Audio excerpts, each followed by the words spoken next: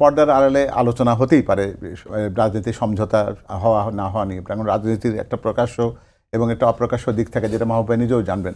তো সুতরাং আমার মনে হয় না যে এই বিষয়টিকে ওনার মতন একজন মানুষের মুখ দিয়ে এরকম করে বেরিয়েছে যে ওরা ওই কয়টা আসন চেয়েছিল সেটা দেওয়া হয়নি বলে তারা পিআরের আন্দোলনে গেছে, এটা আমার মনে হয় খুব একটা বালখিল্যতা, এটা বস্তুনিষ্ঠতার সাথে এর কোনো সম্পর্ক নেই।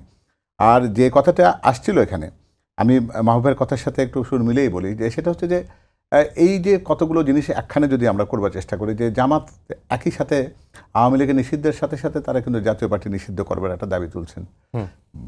মানে হলো এটা যে তার রাজনৈতিক উত্থানের ক্ষেত্রে যে কটা সম্ভাব্য প্রতিবন্ধকতা আছে সেগুলোকে তারা সরিয়ে রাখতে চায়। অর্থাৎ প্রমাণিতভাবে রাজনীতিতে তারা একটি প্রতিপক্ষ দ্বিতীয় অবস্থানের জন্য জোর দাবিদার, এটা নিয়ে যেন কোনো রকম সংশয় কোথাও না থাকে, সেটিকে নিশ্চিত করবার জন্য এই প্রক্রিয়াগুলো হতে পারে। এই প্রশ্নটা খুব স্বাভাবিকভাবে জনমনে আসে।